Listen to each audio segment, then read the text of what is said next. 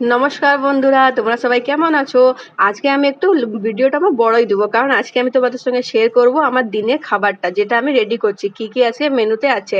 তো এখানে আগে দেখো, কুঁদরিগুলোকে আমি একদম সরু করে কেটে নিয়েছি, ভালো করে সরু সরু করে। অনেকে মোটা করেও ভাজে, কিন্তু সরু করে যদি একটুখানি পেঁয়াজ দিয়ে যদি ভাজা হয় তো সত্যি খেতে খুব ভালো লাগে। গোটা ভাতটাই মনে হবে যে শুধু কুঁদরি ভাজা দিয়ে খেয়ে নিই। তো এখানে একটা পেঁয়াজ দিয়ে আমি এখানে কুঁদরিগুলো ভেজে নিচ্ছি ভালো করে।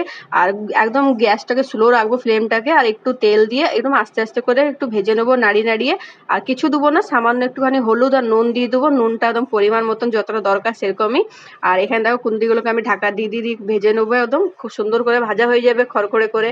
এখানে আমার কুঁদরি ভাজা কমপ্লিট। এবার আমি এটাকে নামিয়ে নেবো, দিয়ে সেম কড়াইয়ের মধ্যে আমি এখানে মাছগুলোকে ভাজবো। আর আজকে হচ্ছে এখানে ছোট চারাপোনা মাছ আছে, যেটা এখানে বর নিয়ে এসছে, মানে দু পিস করে নিয়ে এসছে, খুব সুন্দর করে লোকাল চারাপোনা মাছ মায়ের জন্য। যেহেতু মা বড় মাছ খেতে পারে না, বয়স হয়েছে, সেজন্য এখানে চারাপোনা মাছ করছি। আর এখানে মাছের আগে লেঞ্জাগুলোকে আমি ভেজে নিচ্ছি। মাছ ছাড়তে তো প্রচন্ড ভয় লাগে, কারণ যত ফাটে সেজন্য। আর মাছগুলো যতক্ষণ ভাজা হচ্ছে ততক্ষণ এখানে আমি আমাদের মাটনটাকে ম্যারিনেট করে রেখে দেবো। একটুখানি নুন হলুদ দেবো, একটুখানি জিরে গুঁড়ো দেবো, আর সামান্য একটুখানি আদা রসুনের পেস্ট দিয়ে মাখিয়ে রেখে দেবো এখন ফ্রিজের মধ্যে। প্রায় 1-1.5 ঘন্টা থাকবে, ততক্ষণ আমি এই মেনুগুলোকে রেডি করে নিচ্ছি। এখানে মাটনটাকে আমি ভালো করে ম্যারিনেট করে নিলাম, তারপর এটা থাকবে, কারণ যত ম্যারিনেট করে রাখবে ভালো থাকে। আর একটু টক দই হলেও ভালো হতো, যেহেতু আমি এখন টক দইটা খাচ্ছি না সেজন্য দিই নাই।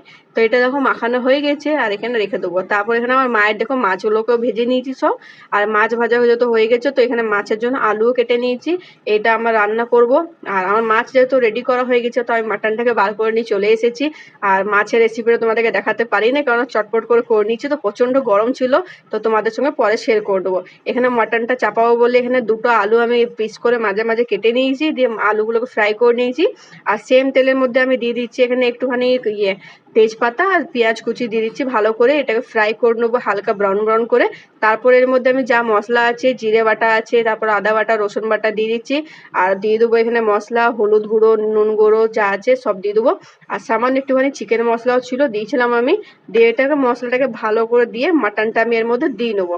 আর মাটন তো জানোই যে যত কষা হবে তত ভালো। আর আগের থেকে যেহেতু ম্যারিনেট করা আছে, তো বেশি সময় লাগে না, সেজন্য আগের থেকে একটু যদি ম্যারিনেট করে রাখো তো তাড়াতাড়ি হয়েও যায়।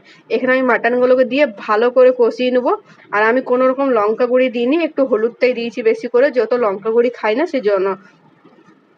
আর এখানে দেখো খুব সুন্দর করে আমার মাটনটা আমি কষিয়ে নিচ্ছি। আর মাটন আমার মারা বলে, মানে যত তোমরা মাংস কষাবে ততই নাকি টেস্ট ভালো আসে, সেজন্য আমিও খুব সুন্দর করে এখানে মাটনটা কষি কষি রান্না করে নিচ্ছি। এখন আমার সত্যি ভাবতেও অবাক লাগে যে আগে আমি কোনদিন রান্না করতাম না, কিন্তু বিয়ের পর এখন আমি সব রান্নাই পারি, ভালোভাবে করে নিই। আর এখানে দেখো মাটনটা কষানো হয়ে গেছে, খুব ভালো করে কষিয়েছিলাম, তারপর জল দিয়ে দিয়েছি। এখানে জল দিয়ে ফুটিয়ে নিয়েছি। এখানে মাংসটা আমার প্রায় রেডি হয়ে গেছে, অনেকটাই ফুটছে। তো এখানে দেখো আমার মাটনের ঝোলটা একদম রেডি হয়ে গেছে, একদম হালকা পাতলা ঝোল রেডি করে নিয়েছি। আর এখানে চলো সব মেনুগুলো আমি কি কি রেডি করেছিলাম তোমাদের সঙ্গে শেয়ার করে দিচ্ছি।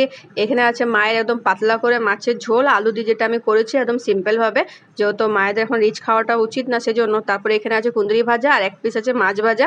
আর দিনে মানে সকালে জলখাবারে যে আলু ভাজাটা করা হয়েছিল সেটা, আর আছে আমের চাটনি, ভাত। তো ভিডিওটা ভালো লাগলে লাইক করবে, টাটা।